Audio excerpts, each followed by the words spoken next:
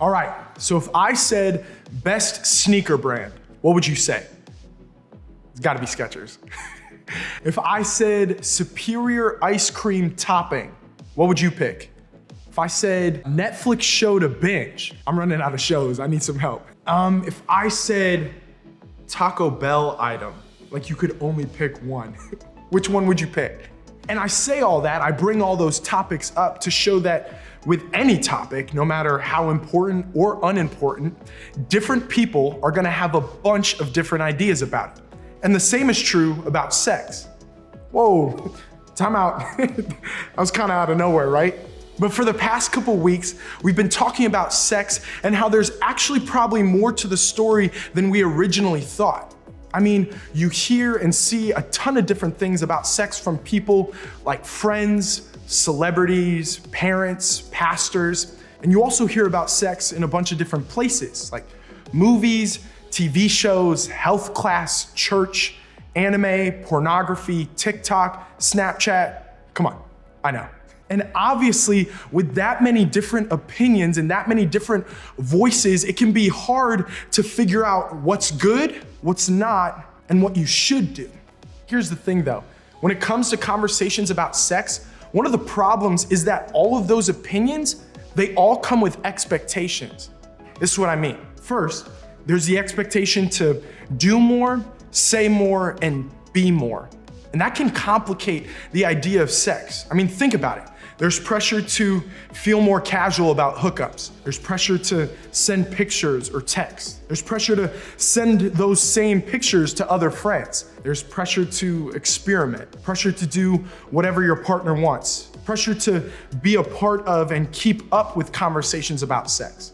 There's pressure to just have more sex. And there's pressure to literally know everything there ever is to know about sex, whether or not you're sexually active. And on top of that, there are other voices that are talking about boundaries and respecting other people's bodies, and all of those things are super important. But to go along with all of that, if you've been around church or around Christians, then there's even more voices with more opinions and more expectations. And there can actually feel like there's added pressure to do less. Like there's added pressure to not go too far. There's pressure to not even think too far. There's pressure to honor God by honoring other people's bodies. There's pressure to not have sex until marriage. Now, just a sec, I'm not saying anything that I just listed is bad or wrong. I'm just saying that with any topic, there are gonna be different voices with different opinions that have different expectations for you and your life, and that can make it feel like you just can't win. Because guys, regardless of what you choose, whether you choose to do more or less sexually, somebody is gonna think what you chose is weird. Somebody is gonna think that it's wrong. There may even be people who think that somebody else is convincing you to do something bad sexually, and it just makes me think, how on earth do you make decisions for your life and your life story when it seems like everybody else has a different opinion of what you should do? Well, that's a good question, and it's one that people have been asking for a very, very long time. But before we get into it, let me give you a quick history lesson. So the Bible is a collection of documents that are split into two parts. So we've got the Old Testament and we've got the New Testament. And these documents, some record history, others are poetry, some are specific letters written to different people. And the documents listed in the New Testament record what happened after Jesus came and walked on this earth. And the first 4 documents in the New Testament record what Jesus' life was like while he was here on earth by people who knew him or who interviewed those who knew him. And we call these first 4 documents the Gospels. Now, one of the authors of the Gospels was named John, and he was one of Jesus's 12 disciples, which is so cool because that means that John actually got to do life together with Jesus for years. Like, these guys hung out together for a long time, and it's one of the reasons why people believe what's in the Gospels is true. Because John wasn't just some fan fiction author. No, John was an eyewitness writing what he saw. And in chapter 10, John records something that Jesus said that's so amazing, I think it might have the potential to change how you and I see every decision that we make. So John writes that Jesus is talking to a group of Pharisees, which were not his biggest fans. Basically, they were some haters. And as Jesus speaks, he uses illustrations of everyday things like sheep and farming to describe why he's there and what he's about. Now, I understand that sheep and farming aren't necessarily everyday things for you and me, but in ancient times, it was very common for people to pass sheep or shepherds on a daily basis. So, Jesus is telling these stories and he's using illustrations about sheep and robbers and gates, and it's all kind of confusing and hard to understand until Jesus spells it out for them. And he says this: "The thief comes only to steal and kill and destroy. I have come that they may have life and have it to the full." Now, if that was a little confusing, don't worry, I get it. You aren't the only one. And actually, John writes earlier in the chapter that the religious leaders listening to Jesus at that time, they were confused too. But did you hear that last word that Jesus used? He said full. Now, in its original language, full is used to describe something that's superior. It's better than expected. It's beyond. It's over the top. So pretty much what they're saying is John said that Jesus wants us to have life, but not just any life. He wants us to have more life, better life. I mean, it's what Jesus wants for us in everything. I mean, in life, in relationships, and even with sex.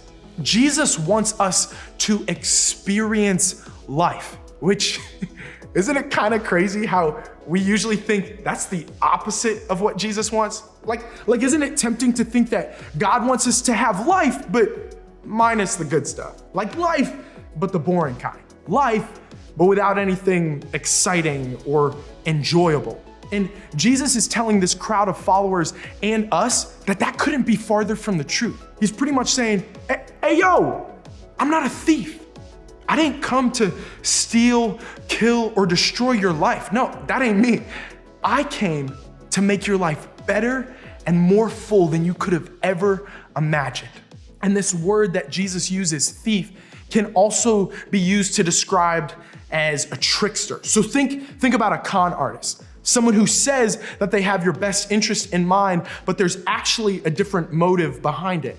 Basically, what Jesus is saying is that there are people who are gonna say that they are for you, but they aren't. And you guys are in high school. I know you get that. I don't have to spell it out for you. But when it comes to Jesus, he is for you. He wants you to experience the full and amazing life that he actually wants for you. And honestly, that's why I think when it comes to the decisions we make with our relationships or even the decisions we make in our personal life, there is no better decision than you can make than to listen to Jesus and follow him. Because guys, everybody is gonna have an idea, an opinion, or an expectation of what you should do or what you could do. But Jesus, that guy knows you.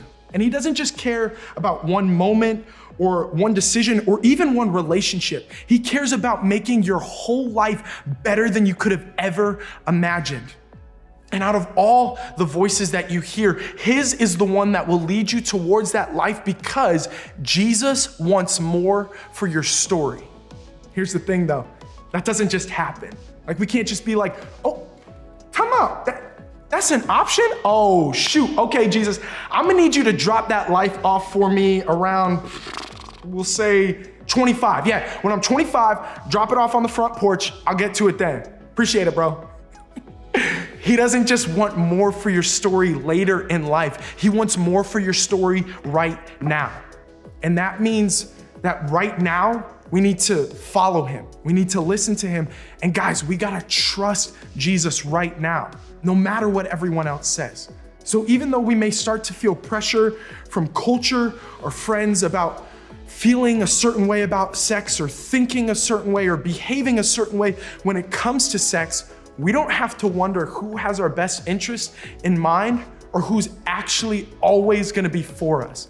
Jesus is inviting us to experience life, and that includes sex. Why? Because he wants more for your story. So, how do we get there? When there are so many voices coming from every direction and it feels like everybody has a different opinion on what you should do, you can listen and believe Jesus. When you aren't sure who to trust, you can trust Jesus because he has your best interests at heart and he wants more for your story. And to start living that full life that Jesus wants for us, it requires us to start paying attention to what we're hearing and believing, including messages about sex. Because we're gonna hear different messages from different people from all over, but that doesn't mean that those people are for you. So pay attention to what you're hearing. Pay attention to what you think, feel, and say when it comes to sex. Pay attention to what you say around different people and why. Be aware of who may be pressuring you and why you feel pressured. Be aware of other people that you may be pressuring and what makes you want to pressure them. And guys, y'all, pay attention to what Jesus is saying to you. A few verses after Jesus talks about this full life that he wants for us, he refers to himself as the good shepherd. And then he says this, "My sheep listen to my voice. I know them and they follow me." Now, remember, sheep and shepherds were common back in those times. They're not really common for us now, but you get the point. It's a metaphor. Basically, what he's saying is that the people who belong to Jesus, they listen to his voice. They follow him because he knows them better than anyone else, and he can be trusted. They don't follow him because they're afraid of him. Let me say that again. They don't follow him because they're afraid of him. They follow him because being close to him is the safest place that they can be. And the same is true for you. Ultimately, the best decision that you can make for you is to listen to his voice and follow his lead.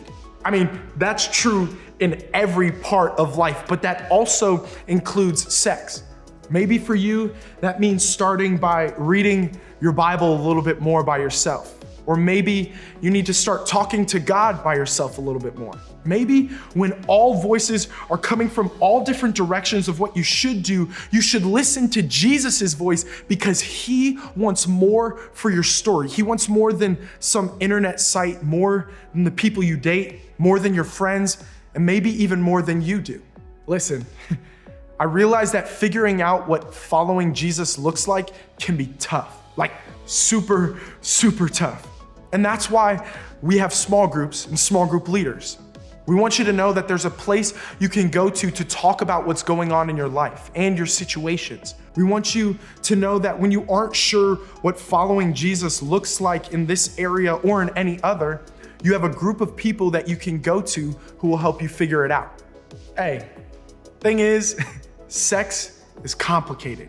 And like we've been talking about the past couple weeks, when it comes to sex, part of what makes it so complicated is that we often only hear part of the story. Like, we only hear one side. We only hear certain conversations, and obviously there's way more to the story. That's why when there are voices all around you saying different things about what you should or shouldn't do, I want you to know that you can listen to Jesus's voice and trust his above all of them because Jesus wants more for your story.